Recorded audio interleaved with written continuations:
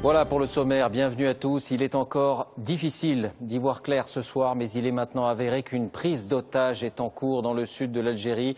Les islamistes disent détenir 41 ressortissants occidentaux. Ils affirment qu'il s'agit d'une riposte à la guerre au Mali. Les premiers éléments avec Claude Sampère. Mon cousin il m'a dit, ils dormaient quand ils sont arrivés, ils sont arrivés dans les environs des 4 heures du matin. Ils réveillent tout le monde dans les chambres en demandant que tu es musulman, si tu es musulman, c'est pas toi qui cherches, c'est les étrangers qui cherchent. Ils ont dit, vous les Algériens, on va vous lâcher d'un moment à un autre, Et ils ont libéré les femmes au début. Est-ce qu'ils ont entendu des coups de feu, par exemple? Ah ben les coups de feu, il y a que ça, oui, il y a des coups de feu énormes, oui. Ils nous ont fait écouter ça même au téléphone. Il vous a parlé de combien de morts et de combien de blessés?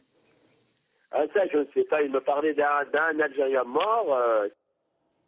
Voilà, vous l'avez compris, ce n'était pas le compte-rendu de Claude Sampère, mais le témoignage d'un homme que nous avons pu joindre il y a quelques minutes et dont le propre frère fait partie des personnes qui sont retenues là-bas. Je vous propose maintenant le récit de cette prise d'otage avec Claude Sampère. L'attaque a été menée à l'eau par un groupe puissamment armé. Le commando serait arrivé à bord de 3 véhicules. La cible, le site pétrolier d'In Amenas dans le sud de l'Algérie. Un site de BP, British Petroleum, situé près de la frontière libyenne où travaillent des personnels de différentes nationalités. La situation est très confuse. Il y aurait eu 2 morts, des étrangers et plusieurs blessés lors de l'attaque. Le président français, lors de la cérémonie des vœux pour les parlementaires cet après-midi, a immédiatement réagi. À l'instant où je parle, une prise d'otage a lieu en Algérie, sur un site pétrolier, avec un nombre de personnes retenues dont nous ne pouvons pas encore connaître l'exactitude, de même pour les ressortissants français qui pourraient être concernés. Le site pétrolier est grand. Selon certaines sources, il y aurait à l'heure actuelle 41 personnes retenues en otage, 5 sur les installations d'exploitation et 36 dans la zone d'hébergement voisine, dont on voit ici quelques photos. Parmi les otages, 7 Américains, 13 Norvégiens, des Britanniques, des Japonais et un Irlandais. Il est impossible de savoir avec précision s'il y a des Français. Un ami d'employé du site témoigne. Ce matin, j'ai reçu un appel d'un ami qui travaille là-bas. Il m'a dit que la situation est grave, qu'apparemment je dois rester à la maison. Vous êtes inquiet, vous, pour les gens que vous connaissez là-bas? Bien sûr, ce sont mes collègues. J'ai essayé de les contacter, mais sans réponse. Selon un porte-parole d'Al-Qaïda, l'attaque aurait été menée contre l'Algérie car ce pays a autorisé la France à utiliser son espace aérien pour mener des raids au Mali. Le commando affirme être un groupe d'islamistes d'Al-Qaïda venu du nord du Mali à plus de 1100 km. Son chef, que l'on voit ici, s'appelle Mokhtar Belmokhtar. On le surnomme Lawar, le borgne en arabe. Comment ce commando a-t-il pu frapper aussi loin de ses bases en plein cœur de l'Algérie? Officiellement, la frontière entre les 2 pays est fermée. Selon les toutes dernières informations ce soir, les islamistes affirment avoir posé des explosifs sur le site. Ils parlent d'une fin tragique si un assaut est donné. Ils réclameraient la libération d'une centaine d'islamistes emprisonnés en Algérie. Et ils auraient exigé 24 pour s'enfuir et un passage sécurisé jusqu'au Mali. Ce soir, le ministre de l'Intérieur algérien vient d'affirmer qu'il n'était pas question de négocier avec les terroristes. Oui, dernière précision, le même ministre de l'Intérieur algérien indique que les ravisseurs ne sont venus ni du Mali, ni de Libye. Autrement dit, ils étaient déjà à l'intérieur du territoire algérien. La situation est suivie de très près, bien sûr, à l'Elysée. Bonsoir Valérie Astruc. Bonsoir, vous êtes en direct sur place. Avez-vous de nouvelles informations sur la présence de Français sur les lieux ? Écoutez, à l'heure où je vous parle, l'Elysée ne sait toujours pas si oui ou non il y a des ressortissants français parmi les otages, car nous expliquons, sur place, les gens vont et viennent. Il n'y a donc pas de liste précise des employés qui étaient sur le site aujourd'hui. Alors l'Elysée, le président surtout, nous dit-on, est très inquiet, sans affirmer qu'il s'agit là des premières représailles à l'intervention au Mali.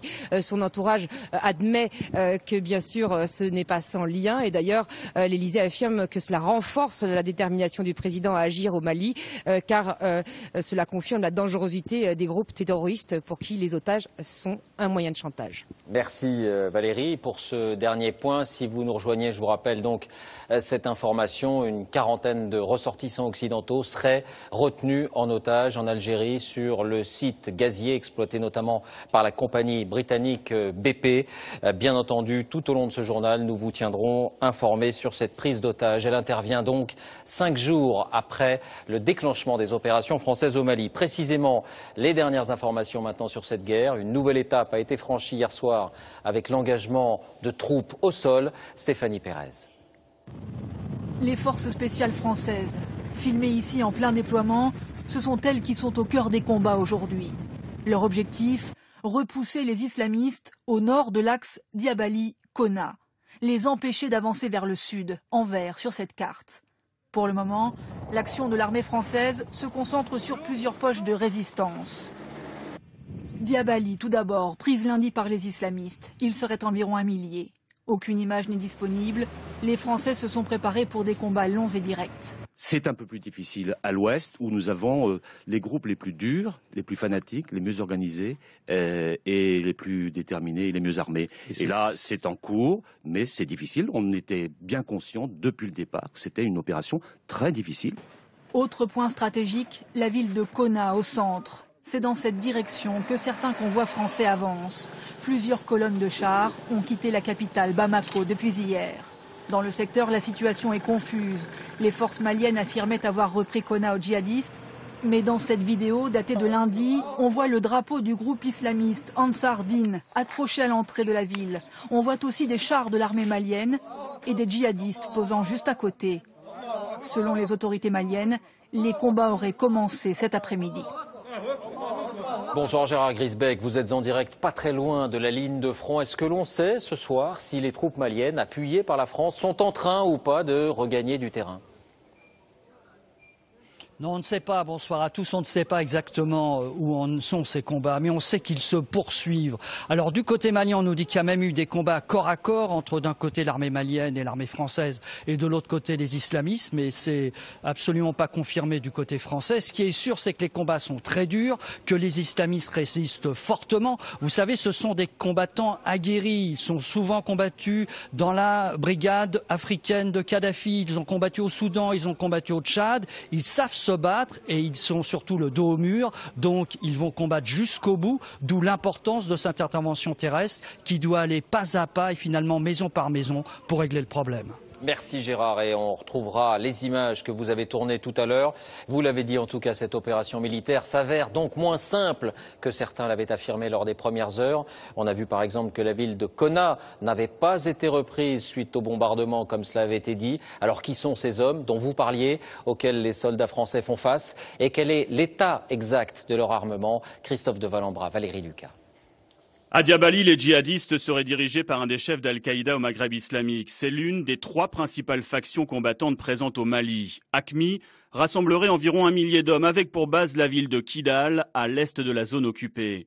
Un peu plus au sud, Gao est le fief d'une autre faction djihadiste, le Mujao, environ 1000 soldats de plus. Et puis il y a les 5000 Touaregs islamistes d'Ansar Eddine, la principale faction des forces rebelles basée autour de Tombouctou. Ils sont donc environ 7000 combattants islamistes qui ont diffusé sur Internet avant leur offensive ces images pour vanter leur armement. Des missiles sol-air et d'autres matériels en grande partie récupérés en Libye après la chute de Kadhafi. Alors ici on voit bien du matériel d'infanterie de lourd calibre, monté sur véhicules, donc très mobile, qui convient parfaitement dans une guerre de guérilla, ce vers quoi veulent nous entraîner ces groupes djihadistes, terroristes. C'est pas dangereux pour l'instant parce qu'on était juste dans un engagement aérien. Ça va le devenir lorsqu'on va faire effectivement du corps à corps terrestre, où on va devoir aller déloger ces islamistes pour les neutraliser dans les zones où ils se trouvent, c'est-à-dire zones désertiques et zones montagneuses. Car la dissimulation est la grande force de ce type de matériel, invisible sous n'importe quel arbre. Et pour l'instant, on ignore toujours de quelle quantité d'armes exactes disposent les djihadistes.